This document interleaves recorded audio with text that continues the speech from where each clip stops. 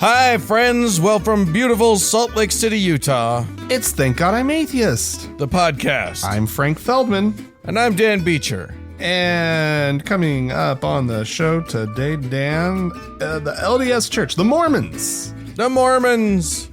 and their numbers.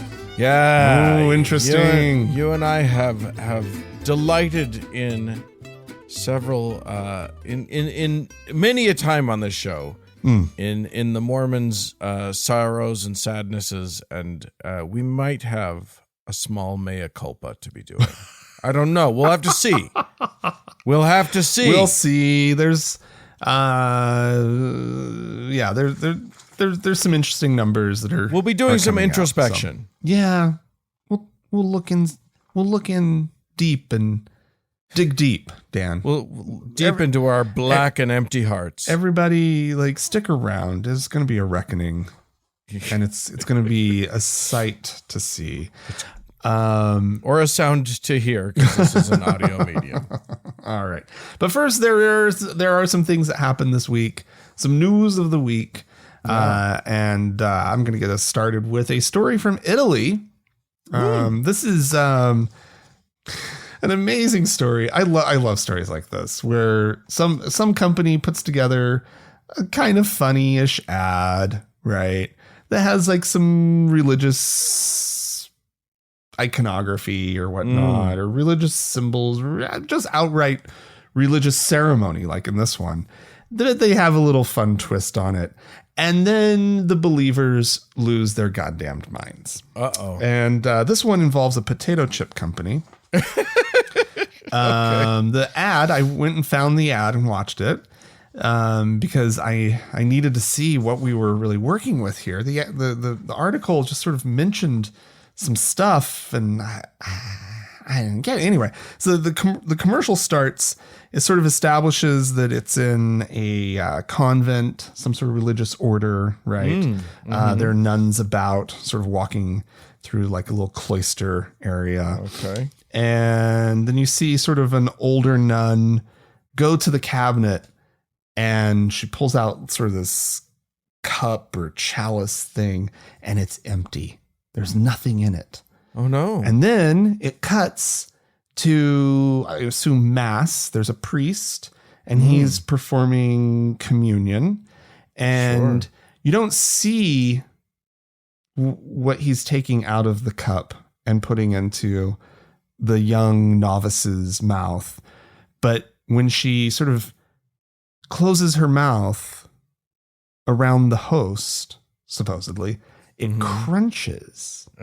And a surprised look of delight comes onto her face, right? And the priest kind of looks, and the nuns all look at each other, because the host shouldn't be crunching like that, right? No. And then, everyone knows that the body of Christ is mushy. Mushy, very mushy. And then you see over sort of off on the side, sitting in a chair, there's I guess the nun from before, the Mother Superior. She's sitting there, and she's got her hand in a bag of potato chips, and she's chomping away, right? Clever, right? And then the little tagline comes up that says something about oh crap, I can't remember what it said, but it's some funny little line about sort of, heavenly chips or something like that. Right. Sure. And, holy crap, Dan. The Giovanni Baggio, head of a Catholic group in Italy that monitors radio and television, called the ad blasphemy. So the commercial is outrageous, and that offends the sensitivity of millions of practicing Catholics by trivializing the comparison between potato chip and the consecrated object. Let's see. You sound so dumb. Do you know how dumb you sound, Father? But when you call it when you call your Lord and Savior the consecrated object. Well, Dan, it wasn't just watchdog groups. The country exploded in outrage over this commercial.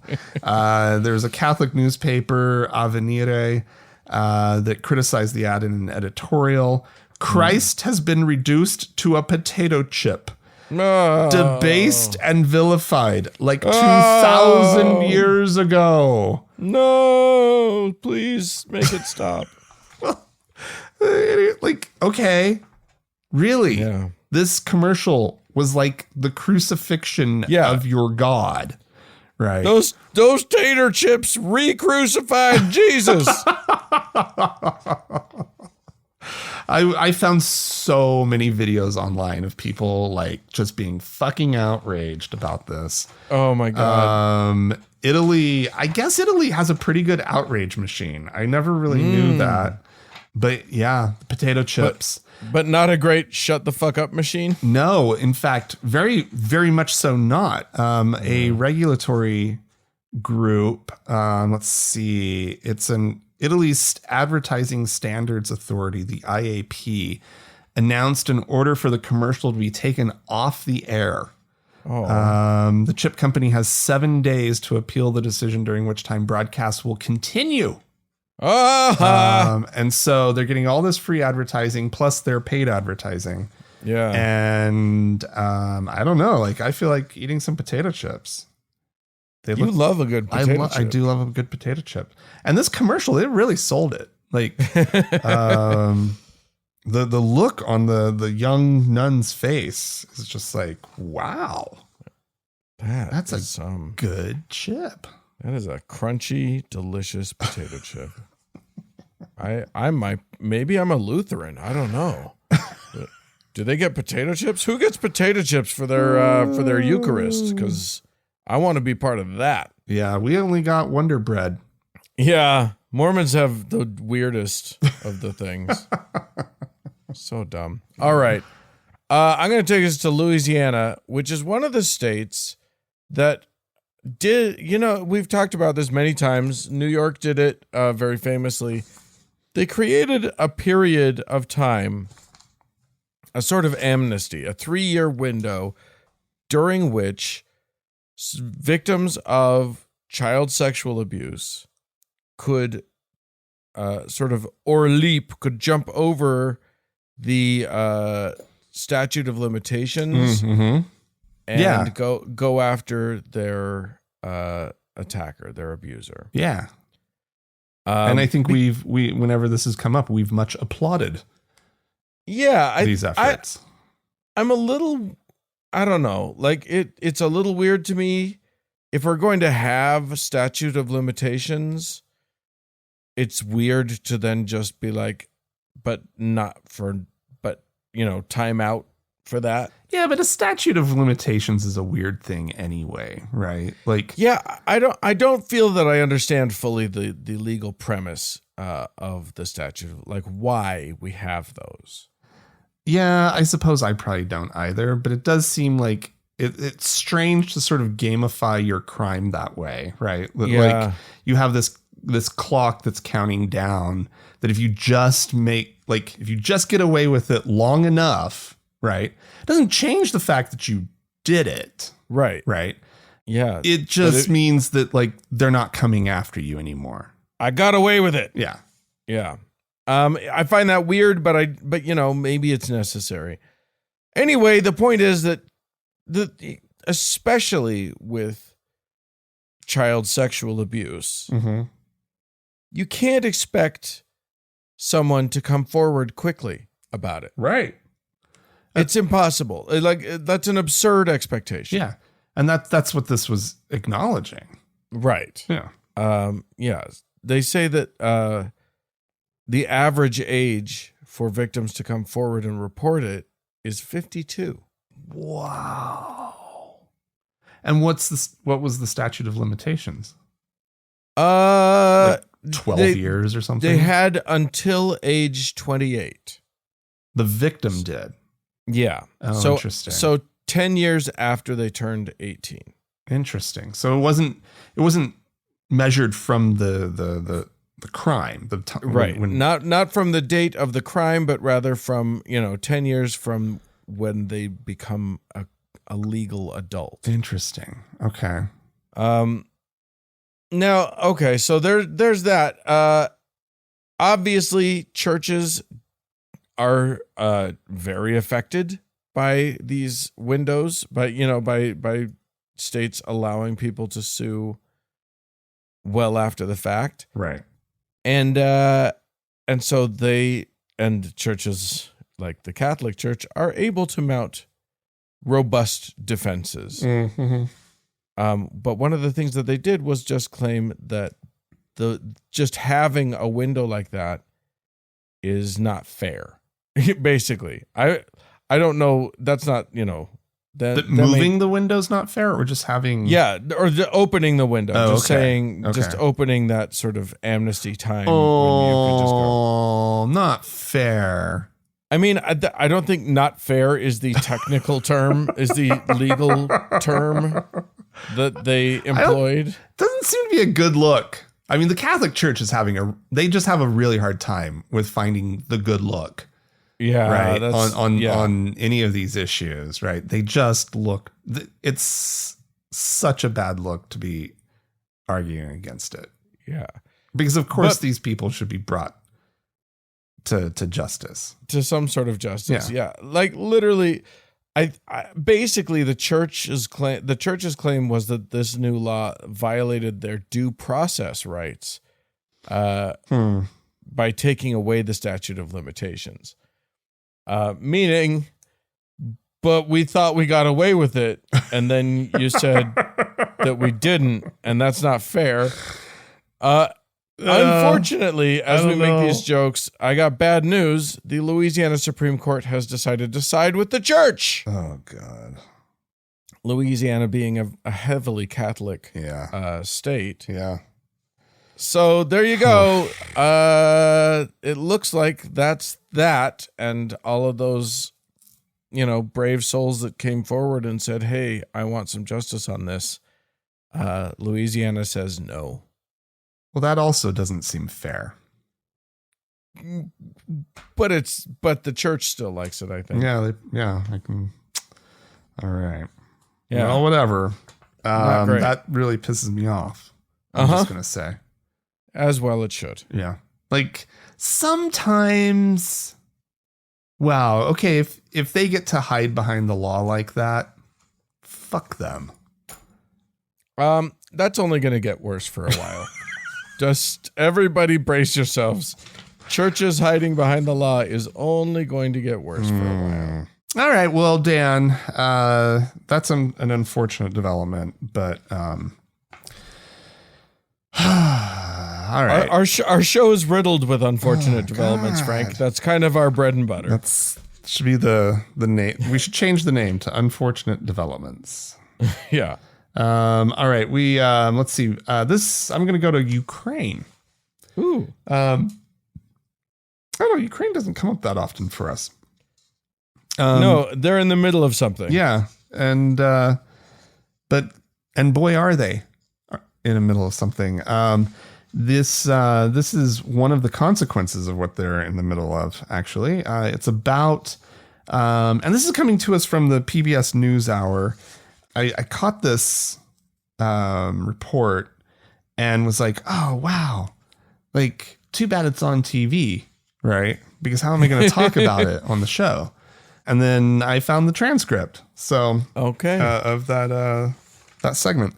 And it has to do with the treatment of non-Russian Orthodox churches in Ukraine by the Russian military and sort of the Russian occupied sections of Ukraine.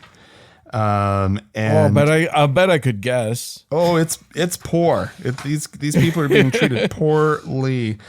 These are evangelical congregations and Protestant congregations that are being accused of being extremist organizations, right, and being German spies, and Russian and American spies. And because the Russian stance on evangelical groups in particular is that they're American.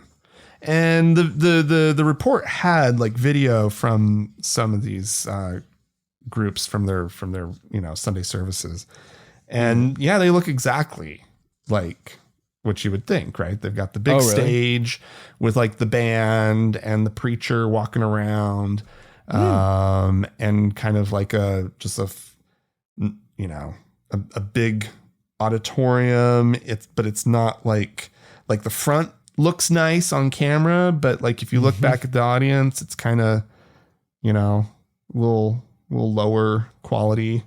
Like you would expect, if you've ever been in one of these things, one of those big box churches, right?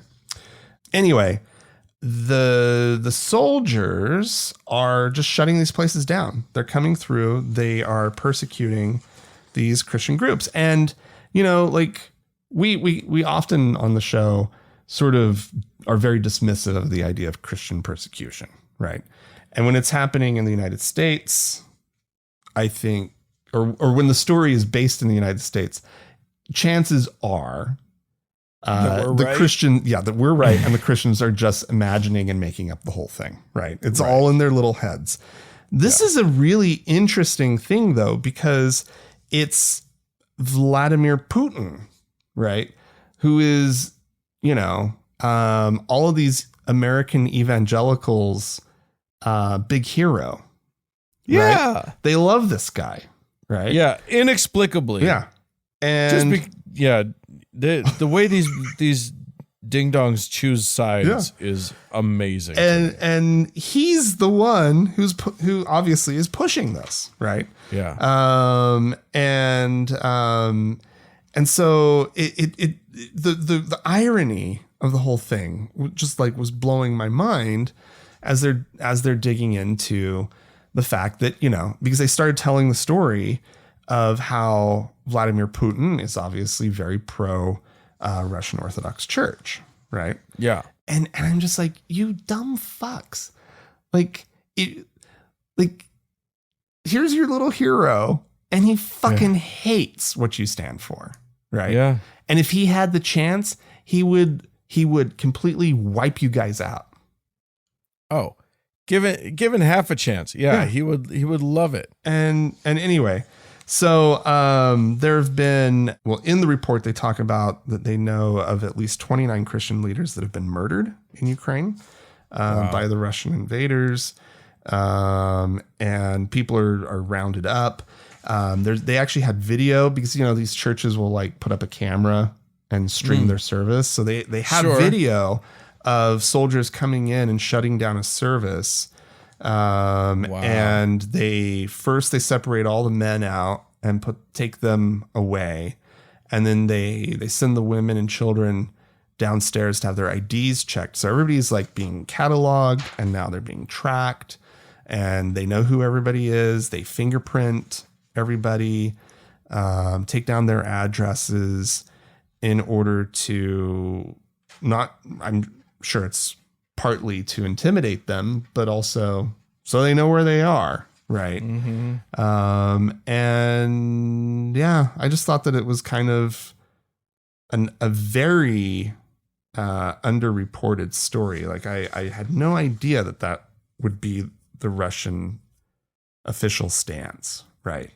Would be to go in and shut down any religion that's not, like, of course they do. We know how they treat like Jehovah's Witnesses and whatnot in Russia. We've talked about those stories before, but like I hadn't even thought about it in the context of Ukraine and what that would mean. So and one of the things that we don't talk about, but is very true here and presumably everywhere, is that churches are a place where people congregate and are sort of brought, there's a lot of bringing people into line with a certain way of political thinking. And, and so it makes sense to me that the Russians, as just part of their sort of militaristic propaganda campaign, couldn't afford to have those churches stay active. That's wild. So there you go. Yeah. All right. Well, I'm going to take us to another backwards place where a whole bunch of religious people are ruining everything. Arizona. Yeah. Oh, No. Where I think most of our listeners will be aware, many of us will be aware that when the Supreme Court of these United States killed Roe v. Wade and sort of decided to send, well, in their eyes anyway, or at least what they were saying is send the issue of abortion back to the states. Arizona said, hey, we've already got a pretty cool law on the books, so we'll just revert straight back to that. Right. And that law was from 160 years ago, before there even was a state called Arizona. Oh my God. It was a territory at the time. Oh, Matter of fact, one of our listeners wrote in and pointed out that this was literally like before the shootout at the OK Corral in Deadwood, Arizona. That this particular law hit the books. This is a territorial law. Yeah. Jesus Christ. Yeah, it's a law, and basically it bans all abortion other than I think the safety of the mother is, and maybe incest. I don't remember. Anyway, everything else is out. Oh my God. And when that first started, when that effort first started to just send it back to that law, all these Republican lawmakers were sort of giddy and gleeful about it. But none of them, what they didn't see coming was that nobody wants this. Right. Like, even the Republican base doesn't really want this to be the law of the land. And there was so much blowback. There is now a very interesting and surprising category of people who are opposed to this law being enforced. Okay. And that category is those Republican lawmakers. Huh? A whole slew of Republican lawmakers, including Carrie Lake. Do we remember Carrie Lake? Yeah. She's been running to be the U.S. Senator out of Arizona, and she's just a lunatic, right-wing nutball, like Donald Trump loyalist person. Right. And even she opposes the ruling of so the Arizona Supreme Court are the ones who affirmed this this law, dusted it off. Yeah, exactly. Basically, so basically, like everybody has turned tail and started to run away from it. State Representative Matt Gress said, "This decision cannot stand. I categorically reject rolling back the clock to a time when slavery was still legal and we could lock up women and doctors because of an abortion." That's a Republican state representative who said that. Wow. It's like is it possible that most of these people never really thought they would be able to overturn Roe v. Wade? I think maybe. And that they were just, they knew it worked as rhetoric, right? Yeah. They thought they just couldn't be opposed to it and stand a chance of being elected as a Republican, which is probably true. Yeah. But like, it was supposed to stay a wedge issue. Yeah. It was not supposed to actually happen. Right. Because this is now the dog has caught the car. Yeah. This is the biggest be careful what you wish for thing that's happened in politics. And I don't trust the Democrats as a party to actually like capitalize on this because they're bad at everything. But literally, Donald Trump himself has contradicted himself day to day. Yeah. Like literally every other day he's saying, "Oh no, I think it should be legal and maybe it's the states or whatever." And then other times he's like, "I'm the one that killed Roe v. Wade. Everybody should love me for it." Yeah. And he literally can't figure out what angle he's supposed to have. Well, the thing I've seen the Democrats doing is that they are very quick to remind everybody that this is because Donald Trump This is because of Donald Trump, right? Yeah. Like it was because he got to put people on the Supreme Court, right? Like this is what he set up. It happened. And now we're living with that reality. And that's what I've seen Democrats saying, is just laying it all 100% at Donald Trump's feet, which is probably a pretty good move. Yeah. That's really the only move. It's just so interesting that that these Republicans are running for the hills on this thing. Jesus, that's so amazing to me. Well, I mean, it bodes well for the issue long term, I think. Maybe. I don't know how. I hope so. I hope so. I think it's separating the wheat from the tares. Is that the or the chaff or whatever?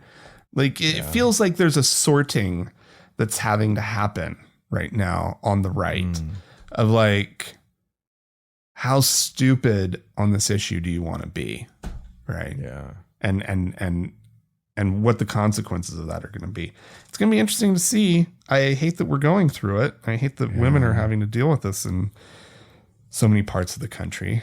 But it's going to be what it is. It's going to be interesting. It's going to continue to be an absolute shit show to watch. So yes, indeed. All right. Dan, the Vatican this week. Oh, they issued a document and they're so good at documents, Dan. Well, yes. Is it a bull? I love a good papal bull. I don't think it qualifies as a bull. No. I don't know what they called what this was. Is it an encyclical? I like a good encyclical. Dan, it's referred to in this article as a Vatican document, and that's just a document. That's all I have to say about that. Boring. But it was meant as a statement on human dignity, Dan. Oh, good. When when the Catholic Church, starts talking about human dignity, that there are a lot of issues that they might actually have a good stance on. Oh, if they're talking about the poor, immigrants, right, vulnerable people broadly, right. I'm feeling more and more set up right now. that maybe this could be a good document. Maybe they found something nice to say about things that everybody could agree upon. You need to stop making me nervous. Well, they stepped in it. They couldn't help themselves. And they decided to say things like this. First of all, they say that the sex a person is assigned at birth is an irrevocable gift from God. Isn't that amazing? What a beautiful gift. What a lovely sentiment. Yeah. The sex that you were assigned, Dan. Yeah. What a beautiful gift. Male. What a beautiful, beautiful gift that is. Let's see it continue. They continue to say things like, any sex change intervention as a rule risks threatening the unique dignity the person has received from the moment of conception. What does that even mean? Unique dignity, Dan. You're special, Dan. I promise you they don't know what that means. I know they spent 5 years, I think they said, working on this document. They really worked through they chose their words very carefully, Dan. That much I believe. People who desire, quote, a personal self-determination as gender theory describes, risks succumbing to the age-old temptation to make oneself God. Really? Yeah. You know what? That's what they're going for. I believe that the trans folks are just trying to make themselves God. It's so offensive. It's so stupid. Here's the thing. It is literally their argument is gobbledygook. on yeah. purpose. Yeah. They're literally not, they're trying super hard not to make an actual argument because that would trap them Yeah. Well, okay. in a position. Well, and they don't have anything to truly fall back on, because if memory serves, the Bible's silent on the issue of like transgender. How would it have a position? No one really knew, like that wasn't a part of their society yet. It wasn't a thing. Right. So this was so easy for them. This was so easy. All they had to do was just be like, well, the Bible doesn't say anything about it. So, okay, we can actually just be good on an issue for once. Oh, right? yeah. Literally, all you have to do is nothing. Yeah. Just be like, yeah, sure. Yeah, why wouldn't we be? The Bible doesn't have a prohibition on it. This clearly is just our dumb little feelings, right? Yeah. Our dumb little ignorance, right? Like, and if it makes someone else, like they had the opportunity to say, us just changing a pronoun makes this person happier, right, and feel comfortable and not suicidal anymore. And that's so easy, right? You don't have to understand it. You don't have to you don't have to get anything. All you have to do is say he instead of she, or she instead of he, and let it go. Yeah, easy. I mean, other than like, then they would have to be like, well, then they have to wrestle with a whole bunch of dumb, not actual issues like, well, do I have to ordain them? What if they want to be a priest or something? What do I do? Yeah. It's very scary, Frank. That nun wants to be a priest. That was the issue. Yeah. Right. That's probably a lot of like where it actually all, I mean, it's misogyny probably, really, but yeah. And dressed up as what, I don't know, but yeah, it's I've always felt like they missed an opportunity, that Christianity has just missed a fucking opportunity on this issue, because like you can dig into the Bible and interpret whatever you want to and come up with some stuff about gay people, right? Like, you know, like you can get in there and dig around and here's one verse. We're against the whole thing, right? Not that the Bible actually understood the concept. Like the Bible has no concept of homosexuality. Correct. It has no concept of sexuality as a concept. It just has an idea of like certain very specific sexual acts, right, not being okay. And that's largely because of like the power dynamic. Like you can't, like a man has the man has to be on top, and he can't be made to be receiving. And then, like it's all very stupid anyway. Right. But you can see how maybe they got a little confused, right? Sure. With the trans issue, they didn't have to be. Yeah. And I hate it, but it's kind of amazing that they just could not fucking help themselves. Right. No. And obviously they haven't been able to help themselves on the issue for quite some time. Why should it surprise us that they issue a document like this?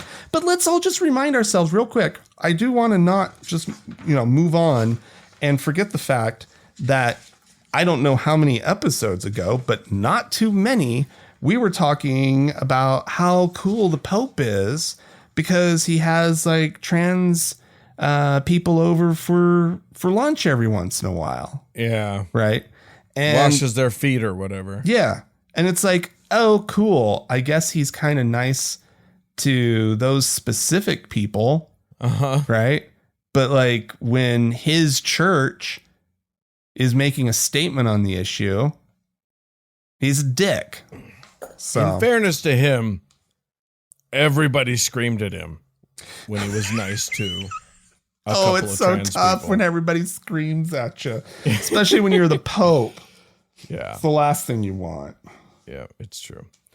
All right. I'm gonna bring it all back home here to Utah, where there is we've talked about this lawsuit that James Huntsman, brother of former Utah Governor John Huntsman, and heir and co-heir to the Huntsman billions. There's just Right. that whole family is, they're billionaire family. Right. Well, James Huntsman has left the Church of Jesus Christ of Latter-day Saints, the Mormons, and is now suing them to get his tithing back. Basically, he said that they committed fraud. Mm-hmm. They said that his tithing money was only going to go to charitable things. Right. To run. Yeah, exactly. Run the church and charitable things. And then they went and built a mall. Yeah. And have a lot of other for-profit Right. operations that it has now been revealed were done basically with, well, the church would say it was done with the gains that they got by investing the tithing money. So it wasn't the tithing money itself. That's still just sitting there earning more money. Right. It was with their gains. So like, how could, anyway, under any normal circumstances, that would be something that the courts would decide. Right. But the courts have been very reticent to decide this at all. I think it was dismissed at one point, and then it's back. And because he appealed, and the appeals court said, no, you actually have to try this thing. So now it's going to be tried, and what it is shaping up to be as a lawsuit is basically a question of, can the courts, because the argument that the church is making, and you read this article too, so correct me if you think I'm wrong, but the argument that the church is making, and all of the other churches that filed amicus briefs on their side, Right. is just that, no, the state doesn't get to look at us at all, doesn't get to review what we do. They give us money. We do whatever the fuck we want with it, and fuck you for asking. Right. Is basically their position. Yeah. So a lot more than one dude getting back whatever 10% of whatever he paid them. He's asking for $5 million back. So yeah. A lot more than that is on the line here. I just feel like, here's what I feel like. I worry that in the current legal climate where, our courts are stacked to the gills with, frankly, incompetent judges going all the way up the ladder to the highest court in the land. Yeah, like which way are they going to side? He could end up getting like immunity for churches enshrined in our jurisprudence.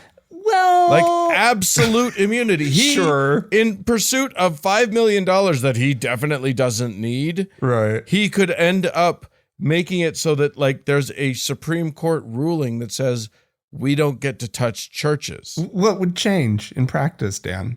Okay.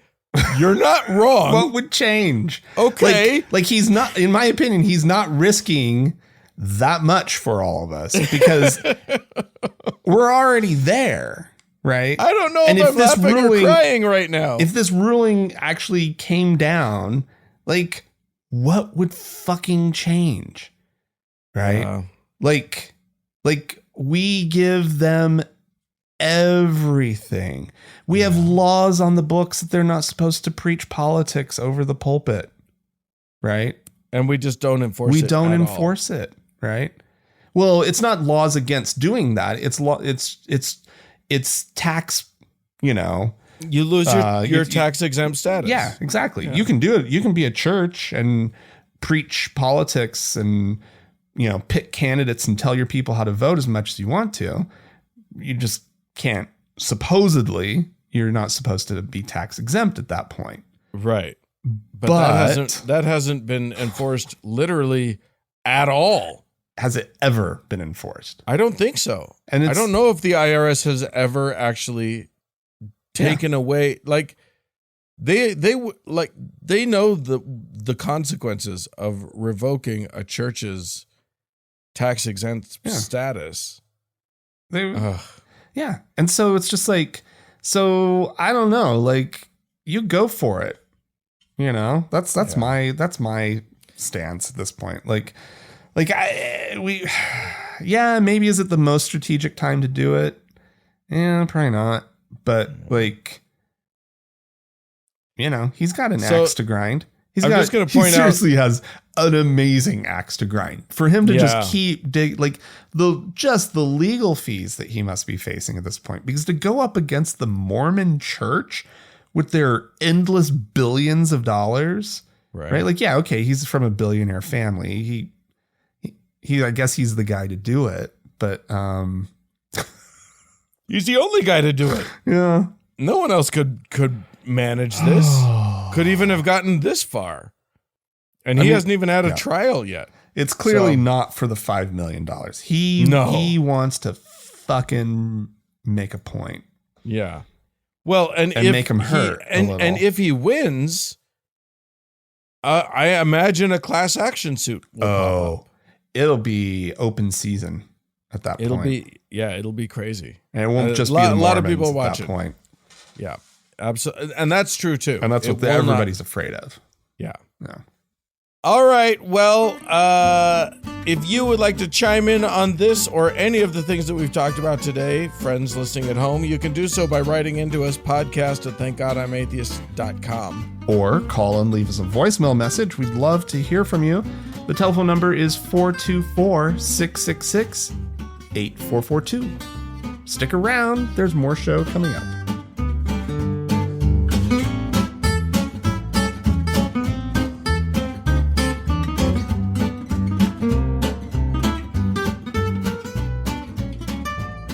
So, Frank. Dan. We've played clips from self-proclaimed prophet and sort of failed Elvis impersonator Kent Christmas before. I don't know what he is. He is a weird dude. He's too old now. He's an old guy. I feel like he's maybe, he's just one of these little firecrackers, one of these little balls of wicked energy. Anyway, he has said a lot of like just a cuckoo bananas stuff in the past. And of course, like all of the ding-dongs in the world of religious ding-dongery, he is just a political element at this point. And he has had some things to say about what he thinks, just predictions, things that he knows God will be doing in the upcoming season as we zero in on another American election cycle. Okay. So here's him talking. Nice. And I think what we're getting ready to see prophetically in the earth and in this nation is God is going to do something supernatural that's going to bring light and expose all of this stuff we've been through. And I want to encourage listeners, don't let the media sway you. Don't let the lies of the enemy deter you. God is raising up a remnant that is anointed and powerful, and we're going to win this battle. And I don't think politically we're going to win it just through natural means. I believe that God is going to step in, hold up our arms, and begin to release an anointing that deals with some of these wicked people. I believe the Lord really spoke this to me, that God is going to begin to remove some of these people independently of anybody else doing it. They're not me voted out. I believe you're going to see some people begin to die, and God is going to replace them with godly men. And so I'm encouraged. They're going to die, Frank. I'm sure. I mean, how frankly, it just feels disingenuous when the current president is 80, 100 years old to predict that the enemy is going to die. Like he knows he's got a decent chance on that one. He knows I think he's just playing the odds at this point. Yeah, I mean, well, the odds are actually against that prediction. The actuary table shows that Joe Biden has at least 8 more years of life. Really? Yeah, I looked it up, actually. I was actually curious. How do you figure that? Well, you go to the actuary table for men, and then you go and you find what's the life expectancy for a reasonably healthy human male who's what? He's 81, right? I don't remember. He's 80 something. He's something, right? I looked it up, and I looked it up on the what is it called? Social Security's actuary table, just out of curiosity one day. And I'm pretty sure it was at least 8 years. Okay. That you would expect an 81-year-old male who's in reasonable health. And what I would say about Joe Biden is he seems to be in really good health. He does. So the man, unless there's something we don't know about. Yeah. Now there's obviously risks of mental decline, but he doesn't seem to be showing anything like that. But anyway, just to say, like, the money is on Joe Biden if he gets reelected, surviving. Living out the 4 years. But anyway, back to Mr. Christmas here. It's Christmas every day. When has God ever done any of these things? Like, I love these predictions that just keep coming out of these people's mouths. Yeah. Right. Like, I mean, the eclipse didn't rapture anybody, right? Boo. And that maybe lame. That I don't know what Christmas had to say about that. Right. But like, that was a big thing. People were like, oh, the eclipse and rapture and blah, blah, blah. Didn't happen. They talk about the rapture happening on any specific date. It never happens. Right. No. And it's just like, when do they start smelling their own bullshit? Yeah. Like, I still have a reminder in my phone somewhere. My phone, I did it literally when Hank Kunneman, I did it on air. Some of our listeners may remember. I had Siri set a reminder that I should make fun of Hank Kunneman for getting his prophecy about Trump being president again wrong. So if on January 21st of 2020 of next year, Trump is not re-inaugurated, I will still have that ready. Well, that's one that's just been waiting. You've been sitting on that one. That's great. I mean, Hank Kunneman predicted that he would be that Biden wouldn't serve out a full term. They've all backed off of that. All these prophets that were absolutely certain that a recount was going to happen, and then it was going to be Trump, and then this would happen, and then that would happen, and none of them have come true, and they keep moving the goalposts over and over and over again. How do people not see it? I can't. How do people keep following and listening? I think it's just literally a waterfall of constant new predictions, and nobody has time to think about the ones that didn't come true. Because if any of them come true, you do 380 prophecies, right? And 381st one actually comes true, and then you just scream and shout about that for the next year and a half, and that's all you ever say is that all of my predictions come true because this one I proved it. Right. Anyway, listen, much better news. We have some wonderful things, people who wrote into us this week and called into us. So I will start by reading from Hannah, who wrote in and said, "Hey, Frank and Dan, I was never Mormon, but I have some friends who are deep believers. This whole time I thought the church was complete whack, harmful, and useless bullshit. But I recently had a full 360-degree conversion." That means you go around and you're back to where you started, but that's okay. "I struggled with insomnia, and no amount of sleeping pills can help. One of these restless nights, I threw on the latest General Conference just for shits and giggles. That's Mormon General Conference for those of you who have lost that plot. Honest to God, I was sound asleep within 10 minutes. It's my new secret weapon. They have perfected the art of using so many words to say nothing at all. And for that, I can say, thank God for General Conference. Of course, I throw on TGIA in the morning to actually hear something engaging and beneficial. Yeah. I love it. Their drone, their cadence, it probably should be prescribed for sleep as a sleep aid.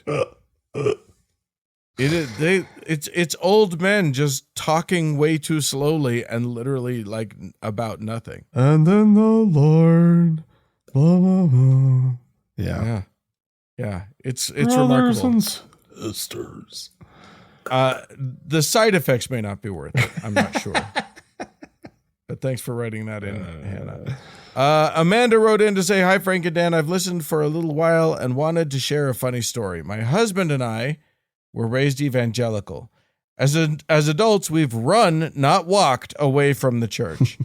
We are raising our kids without religion and explicitly identified as atheist. Recently, I was driving the kids home from school and daycare, and I asked them to look for hotels. We were refinishing the floors and needed to be out of the house for a couple days. My 4-year-old pointed out the window and said, "Is that a hotel?" 6-year-old replies smugly, "No, that's a church." And then looks at me, "Mom, what's that T on top?" Needless to say, I held my breath for the entirety of Easter brunch with my evangelical parents, hoping my kids didn't ask why Jesus was nailed to a T. Or just holding your breath, waiting and hoping the topic comes up. Yeah, hoping the topic comes up. Yeah. Ask Grandma about that. That'd be funny. That's what the uncle's job is for. Yeah, exactly. All right. We have a voicemail, do we not? We do indeed. This is from a listener named Steve. You know what? He explains himself really well. Let's just have a listen. Great.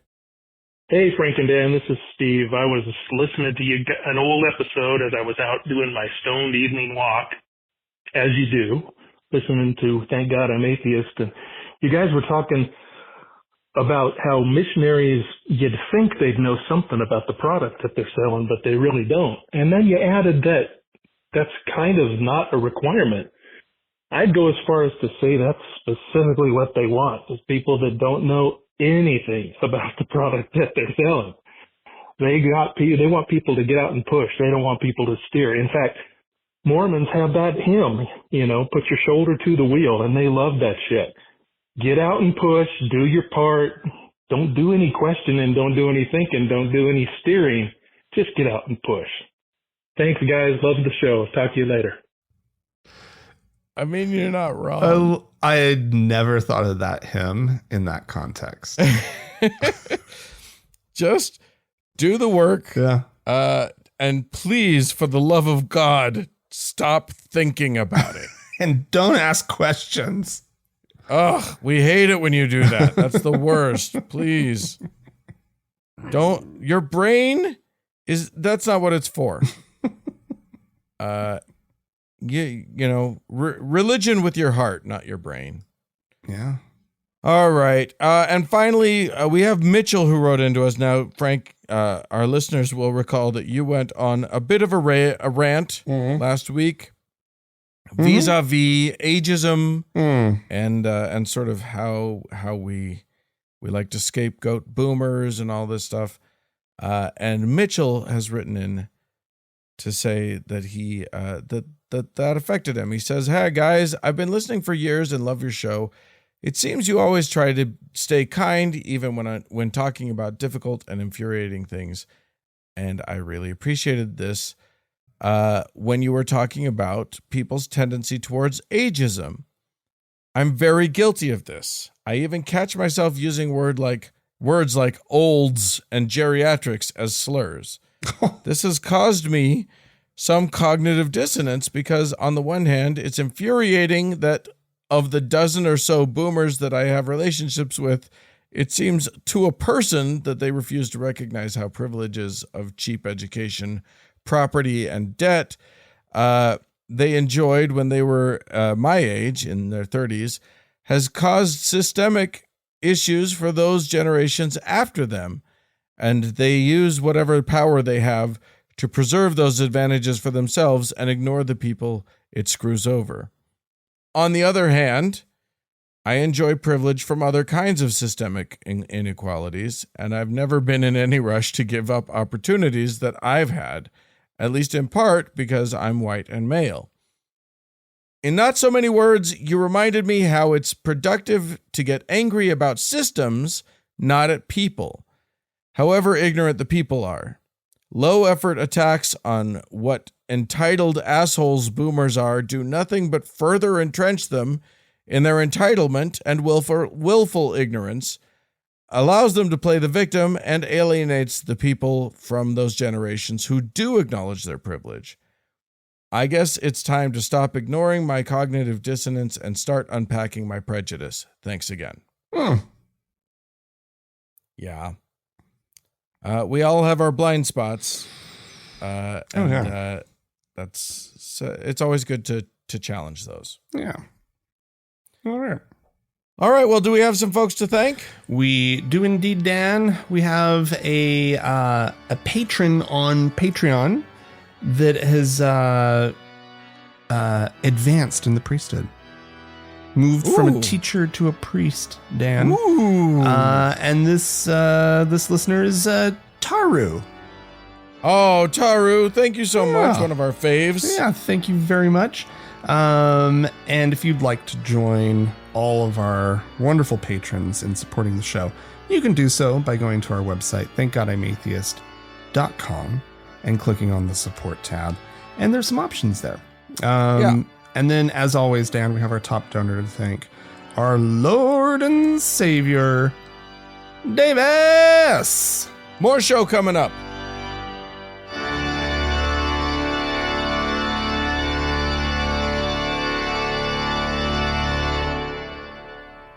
Well, Frank, here we are. Mormonism still exists. I don't know if you're aware of that. I do. I'm aware. In spite of our of all of our efforts, there is still Mormonism. And one of the things that we often like to talk about is how Mormonism, a lot of the stats that we see about Mormonism is that it's on the decline. Oh, and I love seeing that stuff. Oh, and we get a little giddy about it. Yeah. Because we don't like Mormonism and we want it to stop. Yeah. And we do like ex-Mormons like ourselves, and we want there to be a lot more of them. So when we talk about, the Mormon church hemorrhaging adherents, that feels good to us. Yeah. I like your point that it's sort of the celebration of there being more of our community. Yeah. Yeah. That's all we want. Is it too much to ask? I just want more, universe? More ex-Mormons in the world. Yeah. Yeah. And ex-evangelicals and ex-everythings. Here's the thing. There a recent article by Jana Reese, who is a Mormon, but writes about Mormonism in a blog and has and has that beat for Religious News Service, and so she's a journalist. Yeah, and a good one. And a good one, one that we respect. Mm-hmm. She was like, she basically wrote this article that was like, look at the numbers, and she called out sort of two sides of people that email her and or tweet at her every time she does one of these articles. One side is Mormons who are like, no, the outlook's rosy and everything's perfect and shut up. And the other side is us getting a little too gleeful about like, haha, they're, Mormons suck and they're losing all of their people. And what the article eventually points out is, and she does spend a little too much time on on the divide between those people. I think she is sick of getting your tweets and is just done with it and spent a lot of ink on that. And then she basically just said that Mormonism is growing a little bit. Very little bit, but a little bit, yeah. It's slightly, like, when you parse it out, Mormonism is slightly outpacing population growth. Oh, was it that way?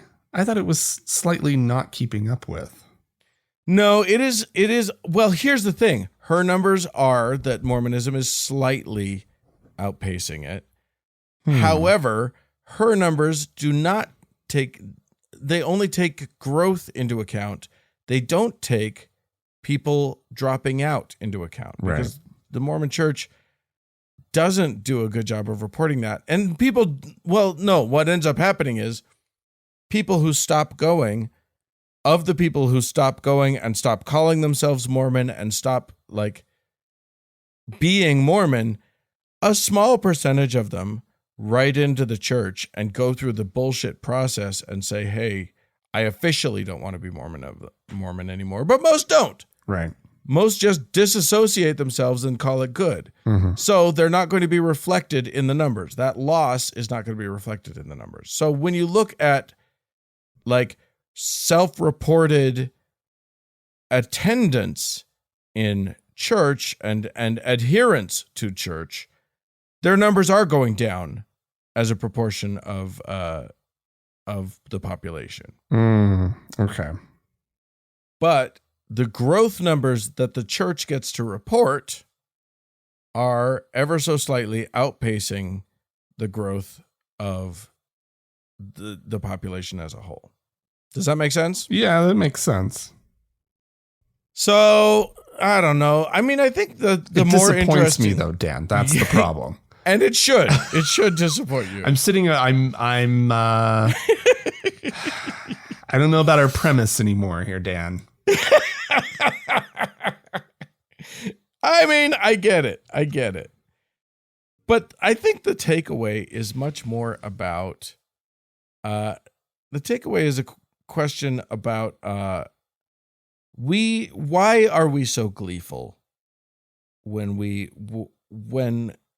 find that the church of our childhood is dying, or when that is what it feels like. When it feels like it's losing all of its members. It caused us so much pain. Yeah, I guess that's it. Yeah, it's not even revenge. We just want it gone. Right. It's like we don't want other people to feel that pain. We don't want it to continue to be able to inflict that ugliness on other people. Oh, really? No, mine's more spiteful. Oh, you're just spite. Yeah, okay. yeah. Mine's definitely it's okay, I guess, when you say it. Yeah, okay, I don't want other people to go through it either. But but yeah, the spite is there too. But I feel something that feels good, right? When I think about them sort of slowly losing members, and the church leaders, because they know the real numbers. Right. Yeah. Them sitting there wringing their hands over, what do we do to get more members? Why is it going the wrong way? We're the true church. Right. You think the people at the top actually believe that? Maybe they do. Maybe a lot of them do. The Oaks, he's a believer. Russell Nelson is a true believer. Like these guys, those ones, I don't doubt them. I always kind of had something in the back of my head about Hinckley, of just like, I think he believes it, but not in like the dumb Mormon way. Right. Yeah. But he believes in the life. He believes in the people, and he believes it, but not like fucking Nelson. Nelson and Oaks, they're scary people to me. Yeah. Right. Anyway, that's kind of beside the point. No, and a bunch of names that many of our listeners have no idea who the hell we're talking about. Sorry, guys. Just picture all of the old people, like old men. Just and picture them. Some come off a little bit nicer than others. Yeah. Hinckley was a likable character. That's what I'm saying. Indeed, he was. I just think the one thing that I wanted to remind us of in this conversation was that regardless of the trend line, regardless of whether religion gains or loses traction, we're still right. Is that where you're going? Our issues are the same. I wasn't going to we're still correct. No, I feel like we are. I feel pretty confident in the idea that we are more righter than they are. Absolutely. You can. We've always got that. But what I was trying to get at is that, like, the things that we're fighting for, the things that are meaningful, the issues that we face, those are the same. So I guess it makes sense for us to celebrate. What I don't want us to do is get as tribal as they get.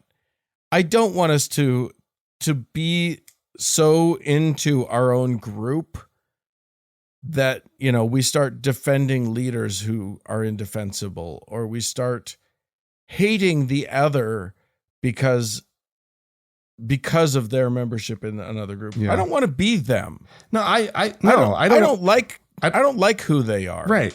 But I want us to get to the point where we're just not a group. Yeah. Right. We're already not really a group, but I want it to just be we're not a group because it's not an issue. Right. The atheists don't feel like they have to seek each other out because there's so many of us. Right. Right. That like, and so many people are rational thinking, and so many people have sort of seen the light with regard to organized religion that it's just not. And it's not how it works. Who cares? Oh, you're atheist? Woohoo! Big deal. Right. That's the normal. That's the that's the baseline. Yeah. And then it's like, that tells me nothing. It would be great to get to the point where someone says I'm atheist, and that still tells me nothing about them. Yeah. Because as of right now, unfortunately, we are a group, and the reason that we're a group is because we're marginalized. Is because we have to fight for rights, and we have to fight for recognition and stuff. So that's the unfortunate part, but also fortunately we're a group too. Yeah, and a great group. Yeah. Like, I love us. I love the people that I meet when I go to the American Atheist Convention, and I love, you know what I mean? Like, I think there's wonderful things in our group, but also, like, I look forward to the day when we're not all like, let's huddle together. Maybe we can stay warm if we huddle together. Right. Yeah. All right. Well, Mormons aren't dying. They're not going away anytime soon. I'm sorry about it. So everybody just gear up to keep having Mormons and religious people in general. Mm-hmm. All right. Alas. All right. Well, hey, that's it for the show. Thank you guys for tuning in. If you would like to yell at us about anything that we've had to say, or congratulate us, or whatever, please feel free to do so. Podcast at thankgodimatheist.com. Or call and leave us a voicemail message. We'd love to hear from you. The telephone number is 424-666-8442. Go to the Facebook page, facebook.com/TGIAtheist, and click the like button. And if you'd like, join one of our members only lounges. Just go to our website, thankgodimatheist.com/members only. Thanks so much to the Red Rock Hot Club for the use of their music. And thanks to Gordon Johnston for the use of his music. And thanks to all y'all for tuning in. We sure do appreciate it. Thanks so much. Bye-bye.